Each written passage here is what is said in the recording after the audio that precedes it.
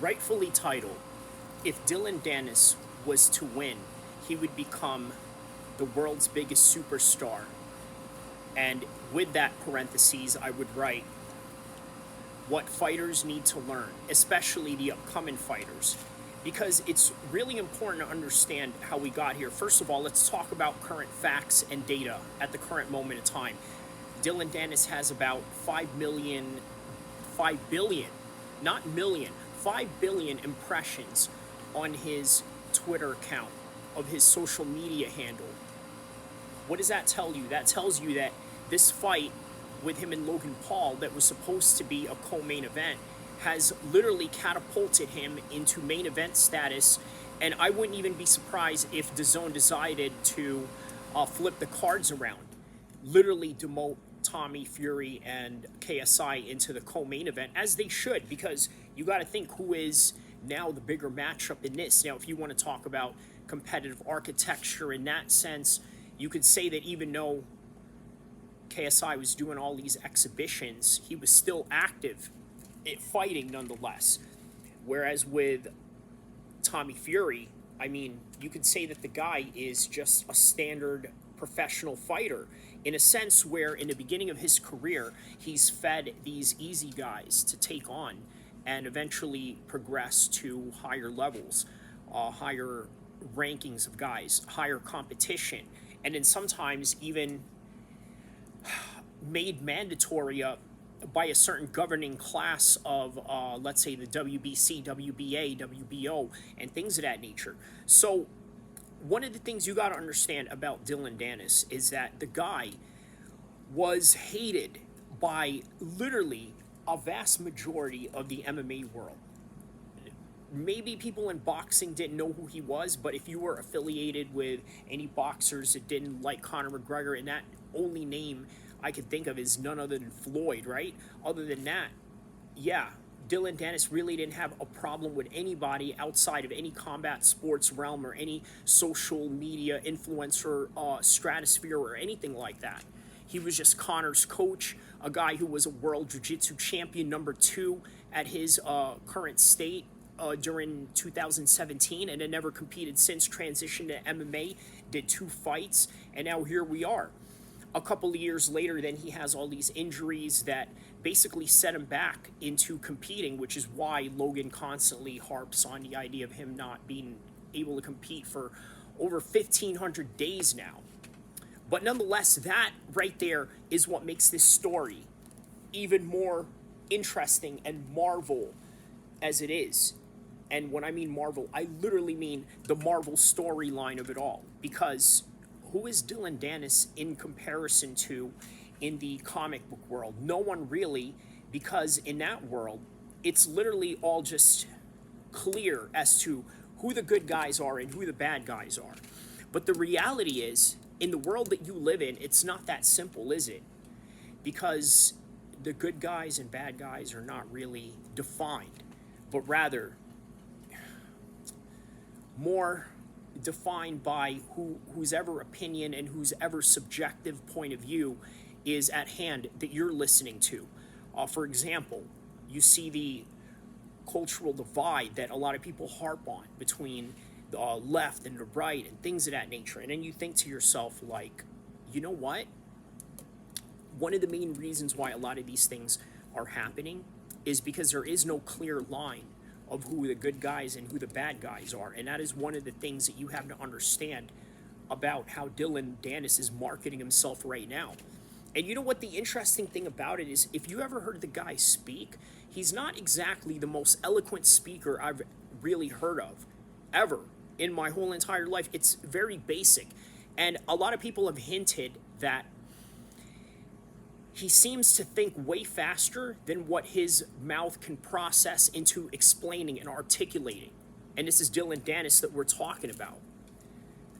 Very unlikable, was in these different circumstances that made him unlikable. Like, for example, the beef with Khabib and Conor, and the fact that he was the subject of someone's wrath, which was Khabib at the time when he finished Conor. It was like almost like he didn't get the rightful satisfaction of tasting blood, right? Because let's face it, sometimes when you're in these fights and these competitions, the flow of the matchup and the flow of the fight is not always going to be steady for you all the time, right? It's going to get rocky. It's going to get a lot more difficult, and that's one of the things that you got to understand about life in and of itself, and especially with Dylan Danis's life. The guy cites how he wants to help out kids that were being bullied or kids that have deficiencies or disabilities of some sort, and this is something that he feels passionate about. And then he also cites that when he was a kid that he's been jumped or bullied and things of that nature. And again, this is very cliche nowadays when you hear a lot of martial artists and top level champions cite this, because the reality is that in order for you to fight your hardest and in order for you to be motivated to get in there and literally dismantle another human being, you need to have a certain motivation in you that is beyond the comprehension of a normal person. And what do I mean by that? Normal people that were raised with the right love, the right psychology, and the right environment, oftentimes are not always going to be the most interesting person or the most fascinating characters that you're going to want to remember or invest some of your time and effort into, such as maybe buying their merchandise if they are monetized in that kind of way, right? It's you have to be compelled by certain individuals, and the normal person is not just going to have that unless they can drive something in them that is, let's say, sports driven. And this is why I always say that to be a fighter, you don't always necessarily have to be the biggest brute in the world or the toughest guy in the room or anything like that. In fact, sometimes that can be the cause of your detriment into your career and into your longevity. So therefore, sometimes to be thoughtful, to be methodical, to be strategic, to be patient, sometimes all these virtues are sometimes that things that can carry you over into the sporting sense of accomplishing your mission, of winning the matchup, of getting the decision, of getting the finish. All these things relative to that effect. But you also have to understand that there are human beings out there that just want to go out and hurt you and cut you up and do whatever it is that they want to do to physically dominate you. And this is something that, unfortunately, I don't think a lot of people in the outside world of fighting or competitive sports can truly understand. And that's okay, because guess what? Even if they are not that person, they are still fascinated by people like that in more ways than one, because they know that they will never be that person. They will never be that daring. Now, here's the thing. How does this relate to Dylan Danis? First of all, that is some things that I would never do. And maybe that has some sort of moral compass to the attachment of that decision. As for Dylan Danis, what you have going on is a conscious moral effort to literally dismantle his opponent to the point of letting him understand and know that I'm going to be in your head. I'm going to prevent you from training. I'm going to make you hate life. I'm going to make you hate the life around you, which is literally what he's doing based on all these tweets that he's getting these 5 billion impressions of. Okay? And we're talking about a guy that is a second-tier fighter to the eyes of many. Obviously unproven, but nonetheless still within the game and the circumference of attention. Which leads me to giving advice to all the up-and-coming fighters that are going to be in the game that have this attitude, well, I'm just going to let my fighting do the talking. The problem with that is that there are thousands and thousands upon other men out there that are going to do exactly what you do. Well, I got a first-round knockout. Okay, but guess what? Within the MMA that is going on around the world, and within the regional circumference, and everything that is within your local scene, and then all the way down to the street organized fights by some random gangsters or whatever, people are gonna know that whatever it is that you do, it's all been done before. But how do you separate that? meaning that you get a first round knockout. So what? The other guy in bum F league is doing the same thing. The other guy in this particular part of the world just got a submission that looked better than your last one. This guy got a unanimous decision win, but made it way more dominant than your split decision. So how do you recruit? How do you find out? How do you differentiate between the men and the fighters that pretty much almost all look the same? And by the way, here's something you got to understand about modern MMA in its modern context of understanding where the sport is at.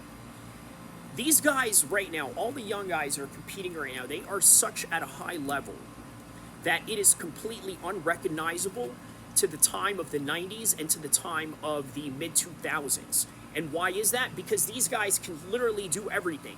Whereas back in the day, you would be lucky if you had two styles in you. You're a kickboxer and then you're a wrestler.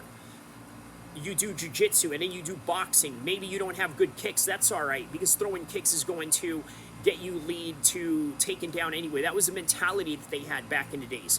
But nowadays, everybody that starts mixed martial arts at a very young age is literally doing that. They're doing the one composite of mixed martial arts rather than a separate composite of some sort. So, what do I mean by that?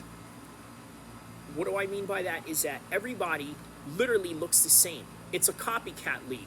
What works, everybody's going to try. They do it in the NFL, they do it in the NHL, they do it in the MLB, they do it in every top organization, top tier athletic competition there is. But the one thing you got to understand is how you're going to separate yourself from everybody else.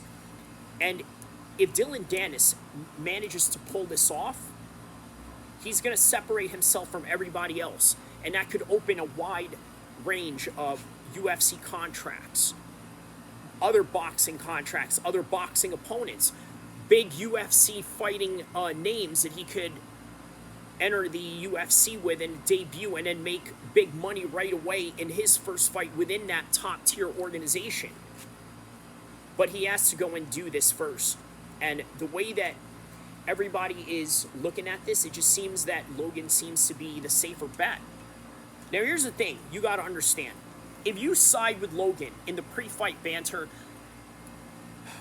I think you're sympathizing to the simp way of thinking, and that's not being red-pilled or anything like that. It's just the reality of things.